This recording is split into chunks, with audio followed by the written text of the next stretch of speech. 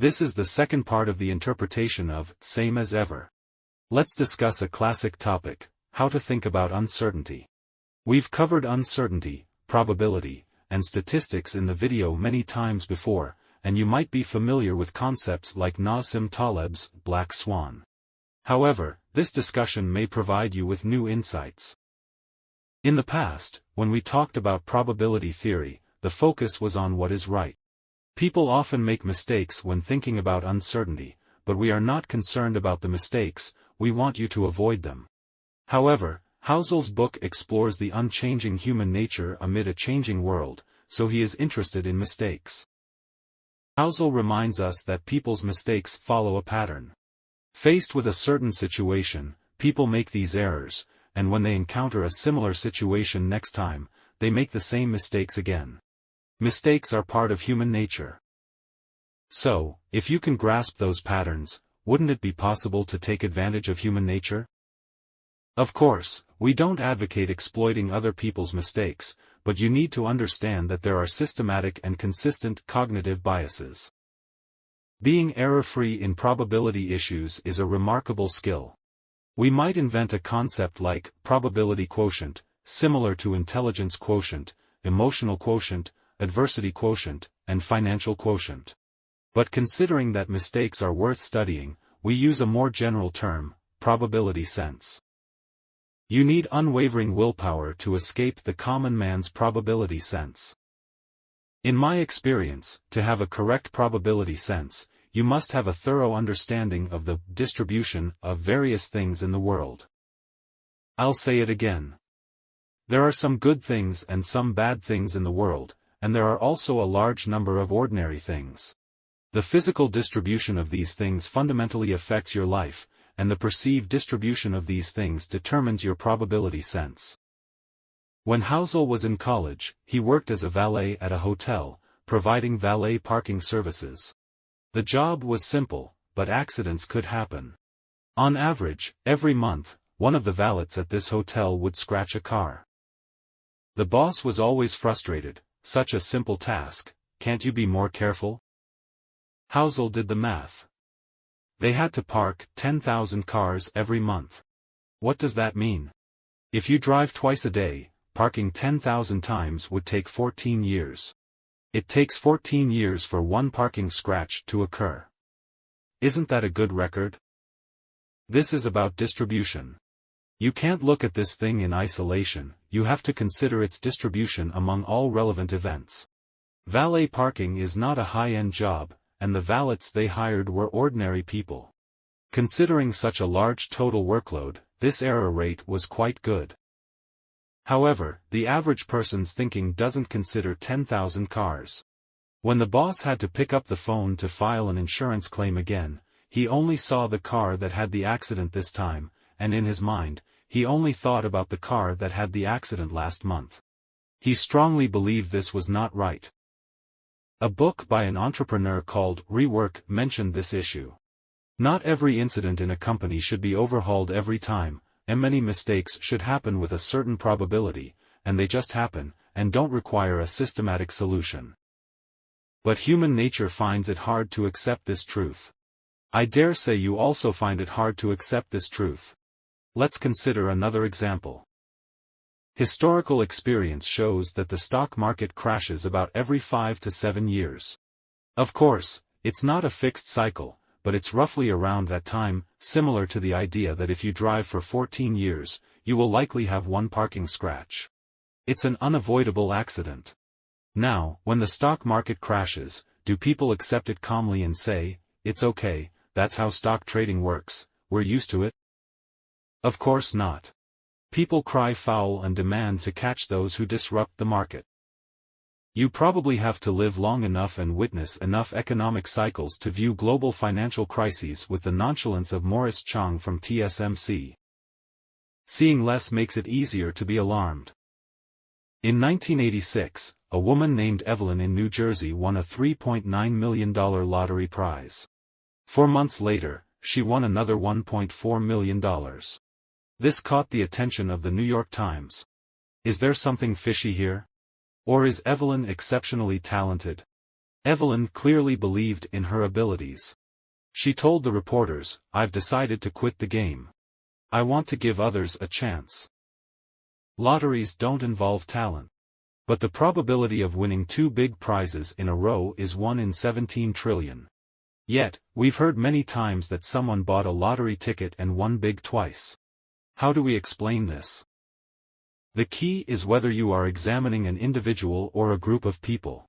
If you specify Evelyn as one person and ask if she can win 2 lottery jackpots, that's indeed a 1 in 17 trillion chance, almost impossible. But there are 100 million people in the US buying lottery tickets every week. If you ask whether one person among these 100 million could win 2 big prizes, that's a different concept. The probability is 1 in 30. That becomes possible. It's like asking me if your newborn son can become the richest person in China. I would bet my entire savings that he can't. But we know there will be a richest person in China someday. When that person emerges, we just accept their existence. The principle here is that with a large enough sample, low probability events will occur, and they can happen continuously. Your hometown experiences a flood, and the news says it's a once-in-a-century flood. You say, okay. A few years later, there's an earthquake, again a once-in-a-century event. You wonder, this doesn't make sense. How can I experience 2 once-in-a-century events? It's quite simple. Once in a century means the probability of it happening each year is 1%, and there are many events like this. Floods, hurricanes, earthquakes, financial crises, fraud, pandemics, economic recessions, and more, all can be called once-in-a-century events. Because there are so many once-in-a-century events, it's not surprising if someone experiences one this year and another next year. This is not just a problem of probability sense, it's a real psychological problem. Because the impact of bad news is much greater than that of good news, if you feel like you're constantly experiencing unprecedented misfortunes, you're likely to be pessimistic. This problem wasn't as severe in the past but has become much worse now, because of the media. Sometimes, seeing more also makes it easier to be alarmed. The media wants us to be alarmed and concerned about things happening far away. In theory, our daily lives are mainly influenced by local events, so everyone should be most concerned about local matters. However, now the media is national or even global, bombarding us with news from around the world every day. Considering that bad news creates a sense of urgency, bad news naturally becomes more important than good news. Therefore, any free media tends to report bad news rather than good news. The result is that every time you open your phone, you see various bad news. The probability of terrible events happening in each region every day is very low. But when you add up all regions, the probability of terrible events happening every day is 100%. So, news makes people pessimistic. Someone specifically conducted a study, and over the past 60 years, the emotional tone of the media worldwide has become increasingly pessimistic. But this trend is only people's perception, not the actual distribution of events. The reality is that no matter what your criteria for examination are, the world has clearly been getting better over the past 60 years. It's the disconnect between human perception and the actual situation, as we discussed in the video about the principle of homesickness, which is also the meaning here. In addition to temporal homesickness, the media effect also makes people more pessimistic about national issues than local ones. I remember seeing a survey before. If you interview young people on the streets of London and ask them about their views on the future of the UK, most of them think the UK's future is bleak. Some even say capitalism is done for, and only socialism can save the UK. But if you ask them about their own future, they say they have no problem, their destiny is in their own hands, and they are full of confidence. Interestingly, the same survey was conducted in China, and the results were the opposite. Chinese youth generally have confidence in the country's future, but often feel that their own prospects are not so optimistic. Considering that Chinese media emphasizes positive reporting, focusing on national achievements such as macroeconomic growth, successful space launches, and winning many gold medals in the Olympics, this may also be a media effect. The distortion of probability sense comes from the asymmetry between the impression of events and the actual distribution of events, and the asymmetry of impression is due to the asymmetry between what you want to hear and what you don't want to hear. But if you want an accurate perception, you need symmetry. You not only need to symmetrically understand the world but also need to accept the world symmetrically.